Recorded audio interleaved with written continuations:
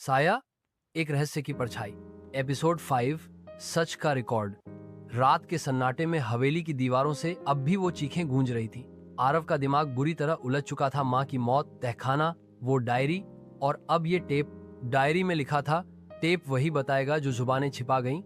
आरव को वो टेप ढूंढनी थी। उसे याद आया, बचपन में माँ अक्सर उसे उस पुराने रेडियो वाले कमरे में जाने से मना करती थी। वो कमरा हवेली की पिछली दीवार के पास था, जहां दीवारों पर वक्त की परतें जम चुकी थीं। आरव ने कमरा खोला। धूल और जाले के बीच एक पुराना टेप रिकॉर्डर पड़ा था, टूटा हुआ, मगर उसके पास ही एक छोटा बॉक्स और उस बॉक्स में एक टेप। उसने टेप चलाने की कोशिश की, मगर रिकॉर्डर खराब था। उधर अनया अब पूरी तरह केस में उलझ चुकी थी। उसने तहसील कार्यालय से पुराने केस रिकॉर्ड्स निकलवाए। उसमें लिखा था, सरिता राय की मौत आत्महत्या मानी गई थी, लेकिन शव पूरी तरह जला नहीं था। फिर एक नोट मिला, मिट्टी से सना, किसी जांच अधिकारी के नाम पर।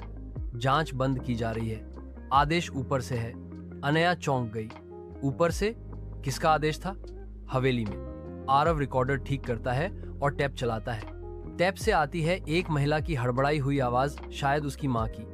मैंने उसे छुपा लिया है, वो अब मेरे पास सुरक्षित है, मगर अगर ये टेप किसी के हाथ लगी तो समझ जाना, वो अब भी जिंदा है और वो वापस आएगी। अचानक रिकॉर्डर से ध्वनि बदलती है, किसी और की भारी आवाज। तेरे झूठ के दिन गिने जा चुके हैं सरिता, आग अब तुझसे नहीं बचेगी। आरव के रोंगटे खड़े हो जाते हैं। ये आवाज किसी पुरुष की थी और वह उसकी माँ को धमका रहा था। आरव हवेली के दरवाजे की ओर बढ़ता है। दरवाजा खुला हुआ है। बाहर सीढ़ियों पर वो ही साड़ी पहने परछाई खड़ी है, पर इस बार उसके हाथ में कुछ है, एक जली हुई गुड़िया। एपिसोड 5 समाप्त।